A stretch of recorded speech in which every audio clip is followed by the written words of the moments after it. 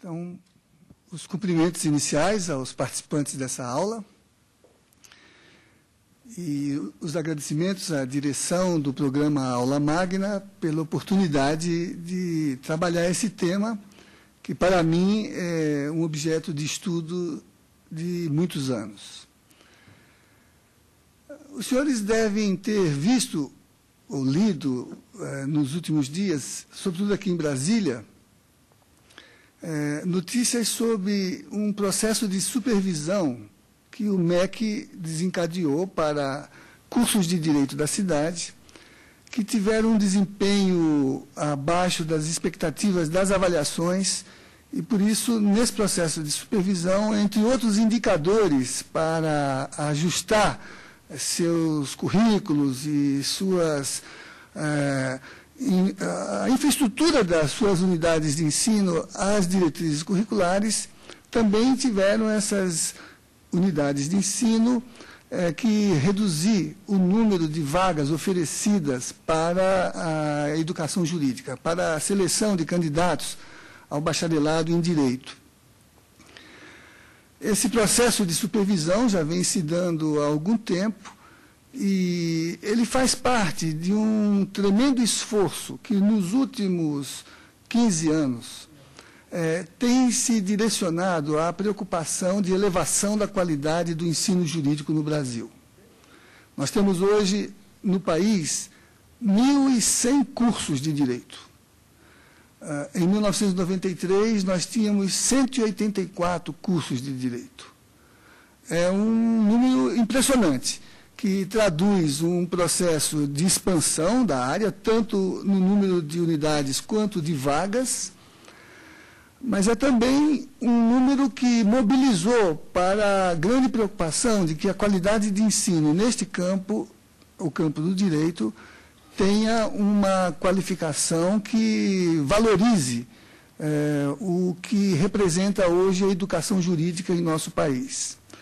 Eu vou falar um pouco sobre este tema. Vou aproveitar a minha condição de professor da área, de ex-diretor de uma faculdade de Direito e também de ter participado na condição de membro tanto das comissões de especialistas do MEC, que se incumbiram do desencadeamento do processo de reforma e reorientação de diretrizes curriculares nesse campo, quanto na própria Ordem dos Advogados, na qual sou hoje o vice-presidente da Comissão Nacional de Ensino Jurídico, que também tem um papel importante no processo de acompanhamento e de elevação de qualidade do ensino jurídico.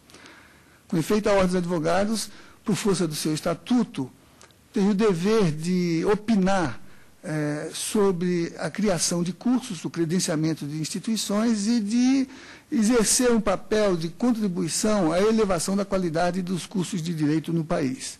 Em função disso, ela se aparelhou para organizar uma prática cultural que envolva contribuir para esse processo e, por meio de sua comissão de ensino jurídico, ela oferece indicadores para que os cursos de direito alcancem patamares de qualidade que são perseguidos por todos os cursos no país. Eu queria partir do seguinte ponto. Os nossos cursos, como sabem, os de direito, foram criados no Brasil em 1827. O 11 de agosto é a data que marca a criação dos cursos, por isso que essa data é tão simbólica, né, para os advogados. E os cursos de direito foram criados quando o país, recém-independente, quando começava a construir a sua plataforma de Estado autônomo, né, introduzia também, na experiência de um país independente, a educação jurídica e a educação em geral como um processo de formação dos quadros do Estado, da diplomacia e das profissões que seriam importantes para o desempenho da justiça e da solução de conflitos. O Brasil, diferentemente de outros países, da América do Sul, inclusive, que criaram suas universidades ainda no século XVI, São Marcos, no Peru, é de 1500, Santo Domingos é de 1500, O Brasil só vai criar uma universidade propriamente dita no século XX. E os esforços que antecederam a tentativa de criar uma universidade, por exemplo, na Constituinte de 1823, se tentou apresentar um projeto nesse sentido, o que não foi viável, acabaram resultando na criação dos cursos de direito. Os dois primeiros, criados em 1827, instalados um em São Paulo e outro em Olinda, em Pernambuco.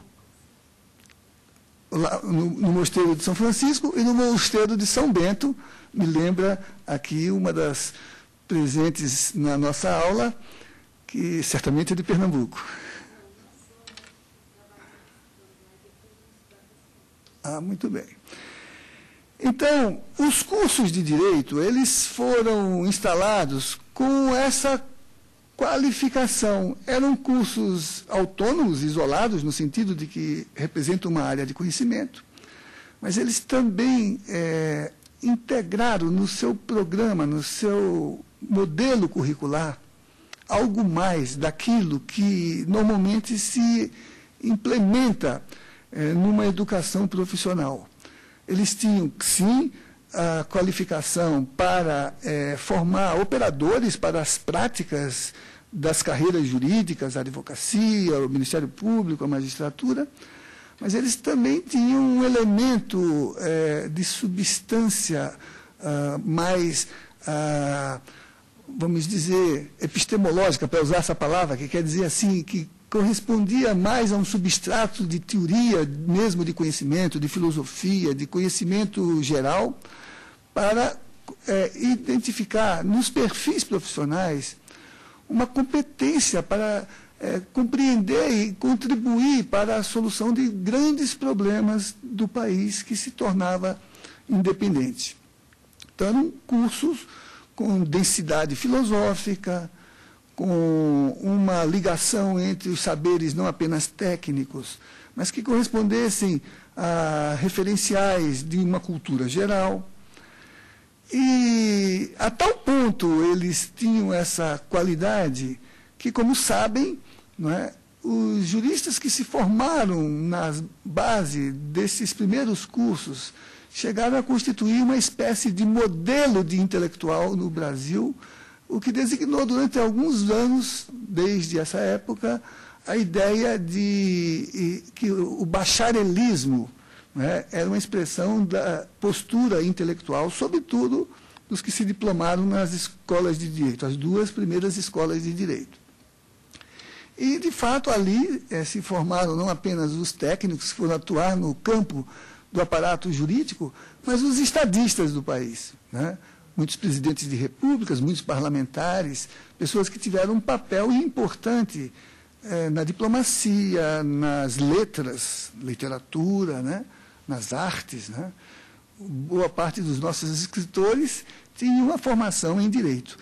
E na origem do nosso curso, nós tínhamos uma configuração muito humanista do perfil do que se formava numa faculdade de direito.